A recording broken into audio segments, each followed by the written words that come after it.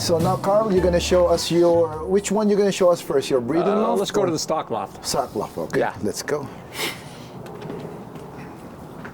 So this is the backyard of Karl. To just under 2 acres.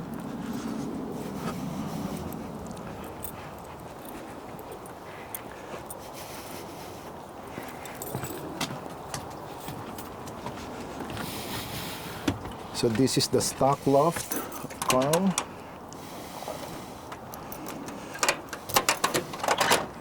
Go ahead and go in. Okay. Nice. So what can you say about your the way you built your? This is a loft that's built. It's almost an Avery type loft, although there is an 8x24 Avery in the back. That's where I keep my hens out back. On the wall up here, you'll see some of the awards that the birds have won over the last few years, just recent years. I update these every year, but there's no race diplomas up there. These are all championships, from Master Loft to Champion All Distance, Young Bird Master Loft, a President's Cup for Nice. in America, whatever position I got. The American Racing Pigeon. Middle Distance Ace Pigeon. So you don't post just the certificate now? Not just the races, but basically the championships. 2023, I had the Ace Pigeon in America. If you look on 2023 in the national database, 2010 is her number. One of my good flyers this year was off of her. Behind you, you will see a Loft, official Loft registration certificate I had back in 2006. That's where our club would go to each loft and certify each other is to, flying in the AU. Over here in this side of I have 20 pair of breeders. There's 8 boys in here, and there's 12 behind you. This is the old man from 2010. His last 3 numbers are 539. How old is He's an this? import from Rick Cools. And he's the lead Cools cockbird. He's showing his age a little bit now, but So this came from directly from Rick Cools? yeah, from Rick Cools. Here's the father to the PSF winner, Puget Sound Fraternity winner this year. Okay, so that's the dad. So he's the 5th Ace Pigeon in 2018, I believe it was. He's born in 2017. He's raised multiple winners and was a champion flyer himself. I probably got 4 or 5 concourse winners off of him, high point birds. He's been a really good breeder.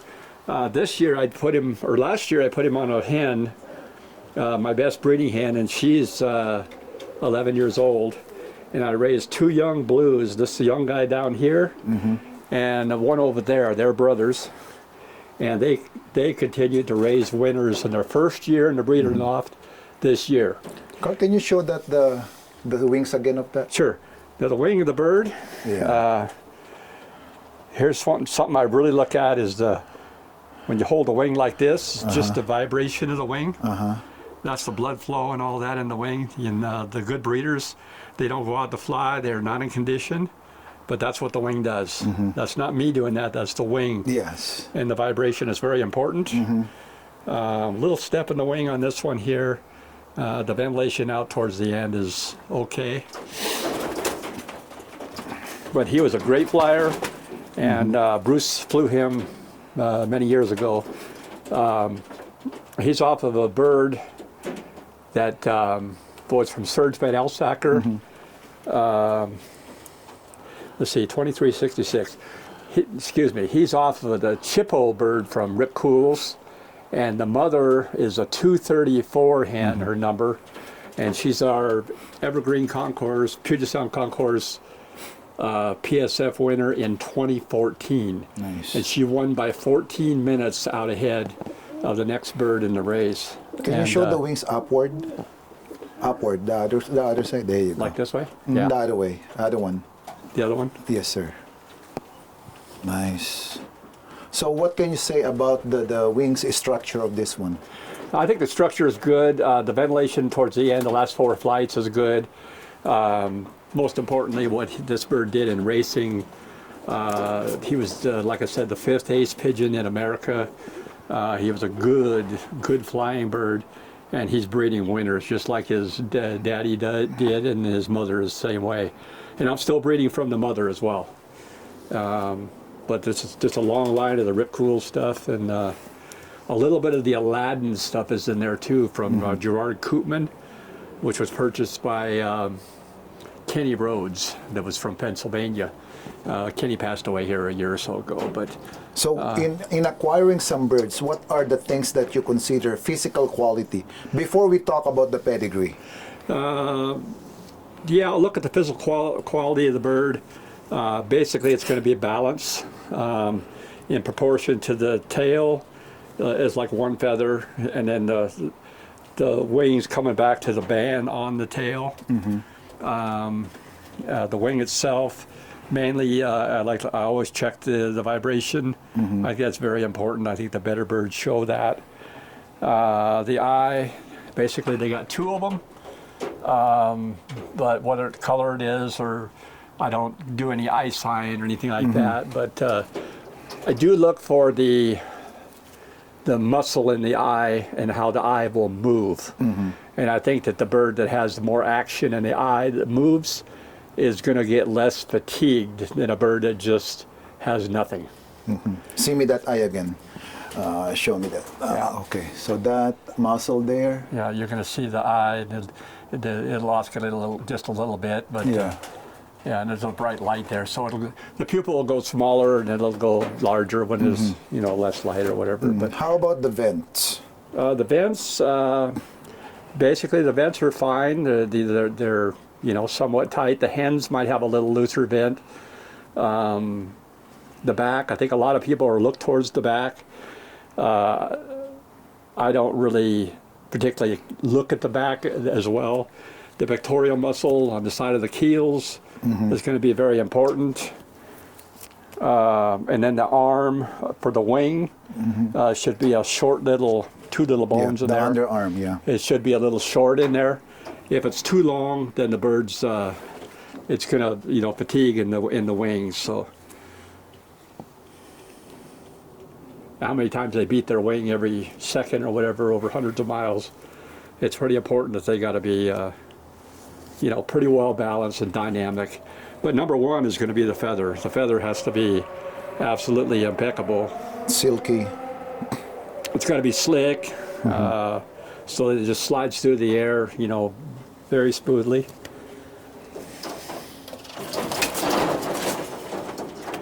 And out here I got an aviary. I got some extra birds in here. My breeder hens and some of the race hens are over on the other side over there. I can show you from the outside over there. Okay.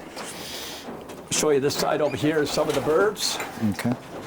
And do you mix, by the way, your own feeds? I buy the feed as a package. This is the feed I flew my young birds on this year. Are you particular with the protein that you give them? The protein count is pretty much down in the racing side. The breeders are running about 18%, but in the race I like about a 9% fat and about 13% protein. And then, of course, I add more safflower to the mix itself. Although some of the safflower in here there's quite a bit of safflower, but the safflower these days is a little bit smaller. It used to be more big and plump. It's a little smaller these days, but this has milo, wheat, all the different stuff in there.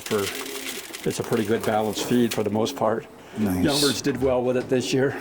And also grits, right? The grits. This is an all-star grit from Vita King. Has a little bit of oyster shell in it. It's got some small seeds in it. And the birds absolutely devour this stuff. They love it, especially the breeders. This here is also from Vita King. It's called Javati.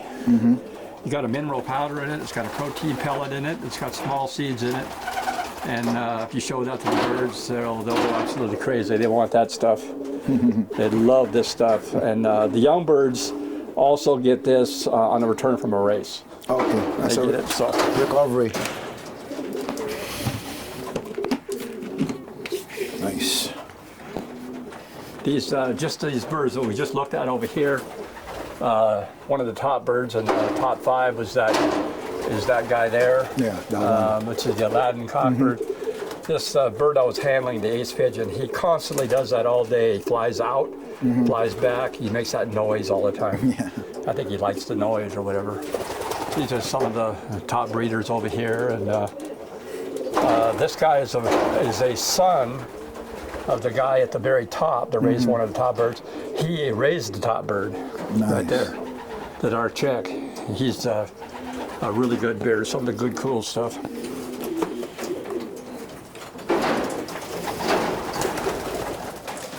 And then here,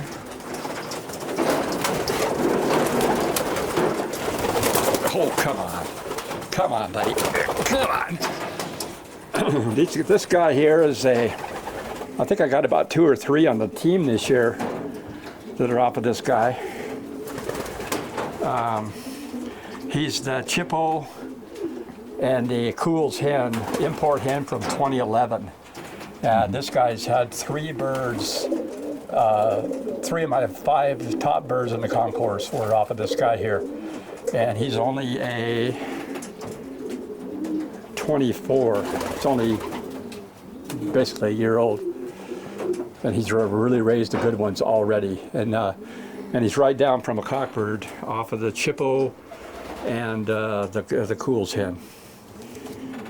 And he is a dandy in raising good birds. So again, it's the feather, the balance. The feather on the Cool's birds is just impeccable. You could hardly hold them with one hand without slipping through your fingers, just like this. You can't even do it. yeah. They're just absolutely slick. Good breeder. There's it. That guy that just flew out, he's an import from Rick Cool's, a brand new guy. I bred him this year. I didn't fly any young birds. I raised him off of my top hen, threw him out in the aviary. I'm going to take a look at them next year and see if they got everything I want. They got the genetics. I got to see if they got the frame and everything. Yeah. Once I see You that, think you can show that to us? That's a direct from Rick Cool? Yeah.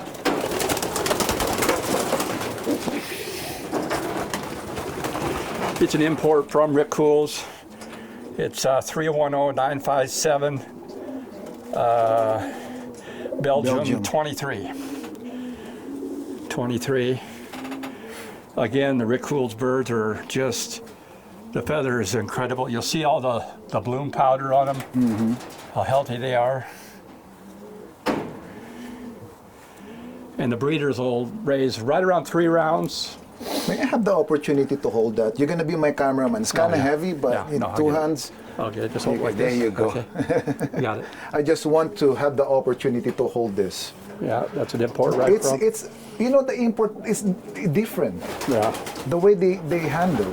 yeah. See, I like that. The Rick Cool's birds are it's got good ventilation in the wing. Look at the ventilation of the wing. The muscle is... The muscle, it's big, but it's so buoyant. Yeah. This is what you want from a bird. Yeah, and its youngsters are really good. Look at they look good so far, yeah. Look at the ventilation, the wings. The 4 flights is almost are even. Yeah, they will fly the 400 miles easily out there. We don't have a 500-mile race Like anymore. what you said, So. it's But 100 miles to 400 miles. I mean, slick. they're just... It's slick. Yeah. Yeah, at this. he's a dandy. Everything that you want from a bird, it's here. Yeah, just absolute dandy. So he's one of the foundation breeders right now. I really don't know, how he's going to breed. But I know that he's down from Rick Cool's best. And again, the father, the mother, the grandparents to both, all winners and breadwinners.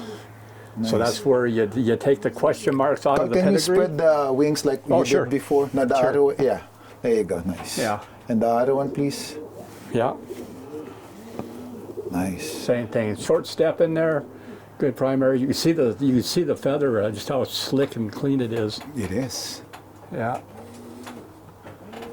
We were talking about the feathers earlier, how important they are. The primaries, the secondaries, what they call the covert feathers here that support those, and these here that support those. If they don't have those when they're racing, they're in trouble. And the birds that do have them, they're going to be at home pretty fast. Really nice. So that's why it's important for the new guys to understand, don't send your birds to a race that are going through a heavy molt, especially in the body. All right, buddy, you stay right there. You're all right. These are the cards I put on the nest. I got to take these off, put new ones on here eventually. Okay. So Do you also breed here? No. Oh yeah, yeah. Do you This is- pair? this is all breeding. Yeah, this I is all mean, breeding. I mean, this is where you pair them or something. Let me show you this nest Okay. Bruce designed it actually. Okay. This has a door that goes over here. The hen will go in here. She's locked in there. The cock will be put in here, and that'll close there. And that door will be closed for a while until they get used to each other. And then I'll open it up, let them go together, and then if it's a new mating, I will open up a nest here, maybe one there, one over there, 2 or 3 at a time. Let them get used to each other, and then eventually they all open. Because we don't want to mix them right away. Yeah, 24 hours they'll be mated.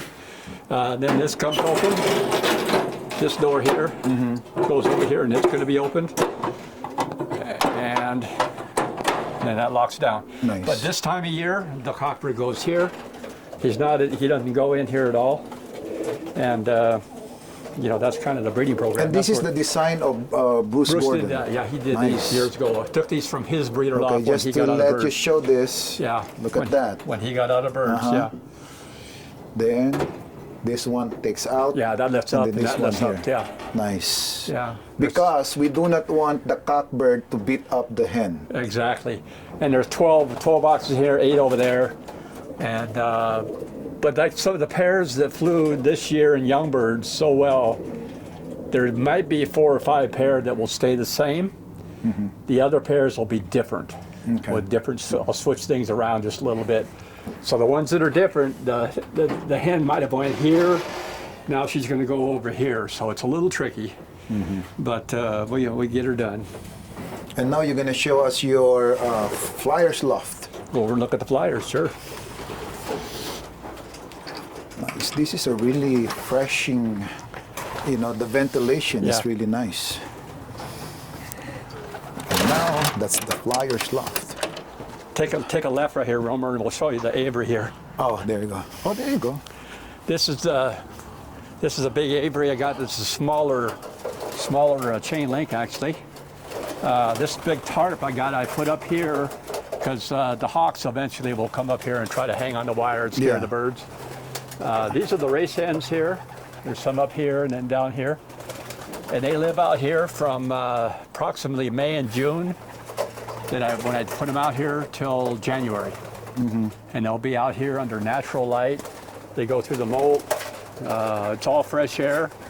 And they stay here until breeding season starts. Nice. The cockbirds will be on 2 hours of light for 2 weeks. The hens will go on lights for 1 week only. Okay. If you put the hens on more than 1 week, then they'll start laying too early. So we don't do that. This is the race loft here. So is this facing south or north? That's south is over there, so it's a little bit to the southeast. Okay.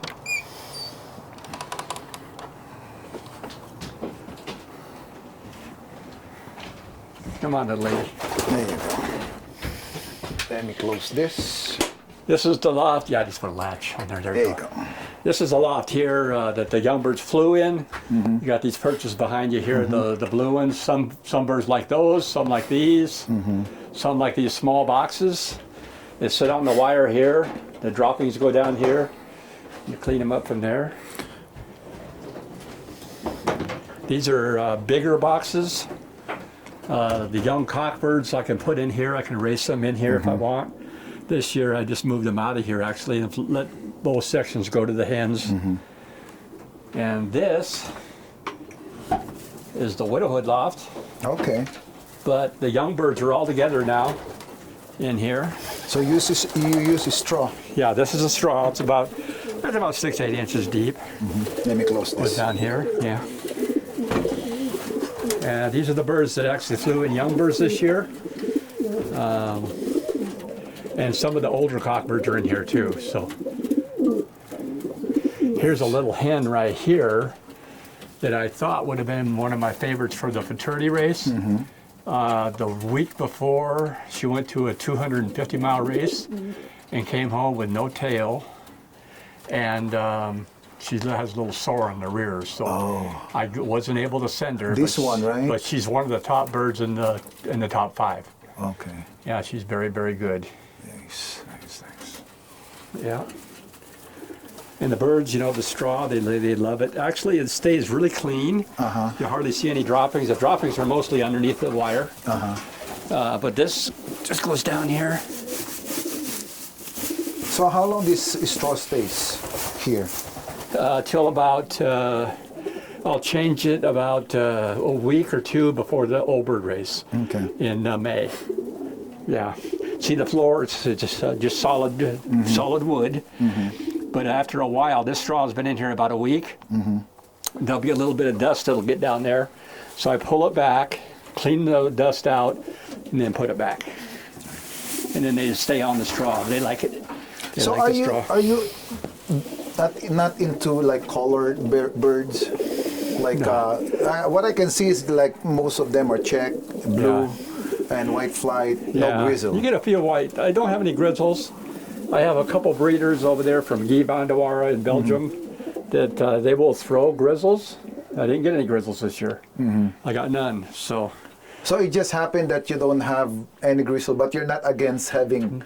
If they throw a grizzle, I'll have them. But you know, the hawks are going to pick out the ones that are kind of stand out. Whether it's a white bird, a grizzle, even the white flights, you know, could be subject to an attack. But so how often do you feed them? Once a day. Once a day. Yeah, once a day. You know, I like that check white flight there. That has a tick on that one in the middle. Oh, in the middle? Oh, right there? Yeah, that the one. pied? Yeah. Yeah, that's one I flew. Yeah, that one. That's one I flew this year. Yeah. Yeah, that's one I flew.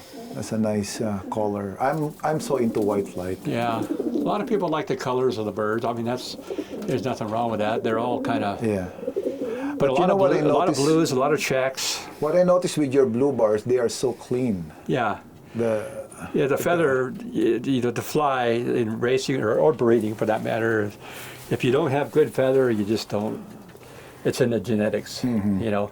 A lot of people say, well, it's what you feed them, but actually they're born with that good feather, and you can enhance that a little bit with some good feeding. But feathers, it's part of their makeup. nice. It is a key. It's a key for them. So. And there's no more section after this. Nope, that's it. That's outside. That's outside already. Yeah, put a little step over there because I don't want my straw going over to the door and all that. These things here on the bottom, this is like a plexiglass thing there. It's got ventilation down below, but I can raise that up a little bit, or I can take these off and put them outside. So this is and have all the air I want. Yeah. This is the trap. Yeah, it goes like that. Your landing. You put the clock. I mean the landing pad there for the clock. The antennas are under The here. antenna is there. Under in the stall. Yeah, this comes down like that. Okay. They trap in like that. And I just keep that closed like that. Summertime I can use this fan. It actually blows out. So if there's any particles blowing in here, that'll just go out. This air goes up here. This is all insulated. And then right at the peak, there is about 4 inches, 5 inches wide, and it's a screen that goes all the way down the full length of the loft. That's where the air goes out. So you have a constant flow that comes in at the bottom, it goes up, and then out this way. Let's show the outside of the design of this Flyers Loft, which is really awesome. You can leave this open like that. Okay.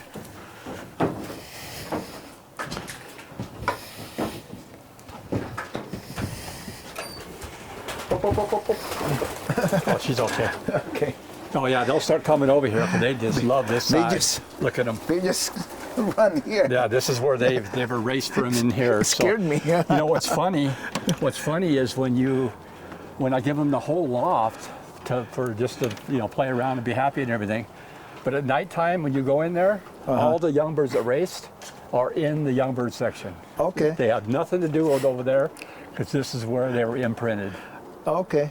Seriously. I was kind of amazed, to be honest with you, that Yeah. they They will run right over there. yeah. Yeah. They Because will some run birds, right they over will there. just stay there. Some other birds. Landy stood 3/4-inch plywood, and then there's a tarp that I change every 2 years. Okay.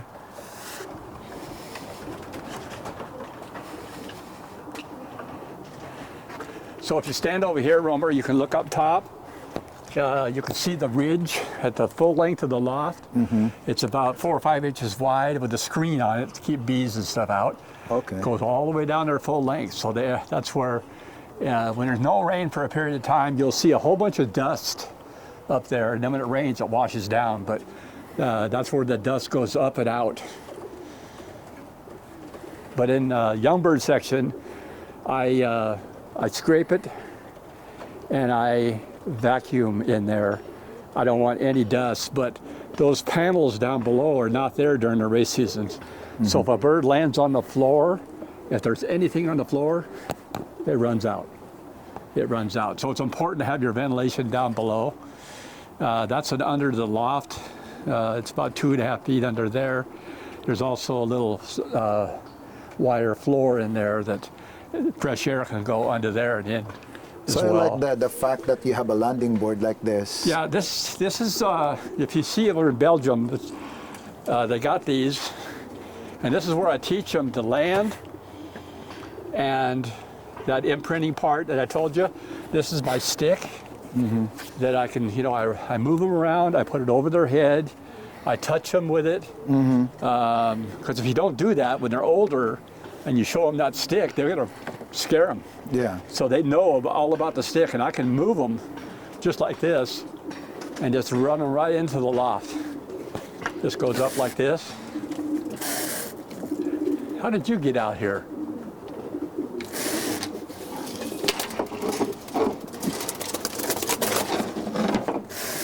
There you go.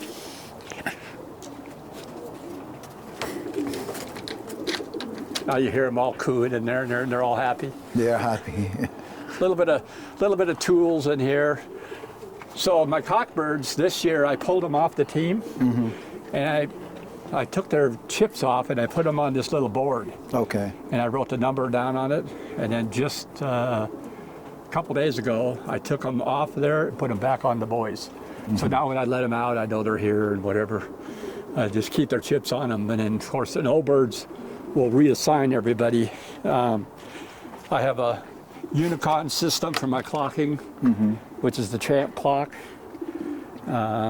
This is a little parasite bottle that you buy, and you put a drop or two in the back of the neck of the birds. It'll keep the bugs off for about a year. Nice. It's really good. I used it in young birds this year.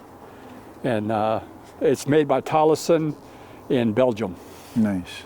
You get it for about $20 a bottle. It's kind of expensive, but It's worth it. It works. Oh yeah, it works. And Karl, what is your advice to the new flyers or people who would like to join this sport?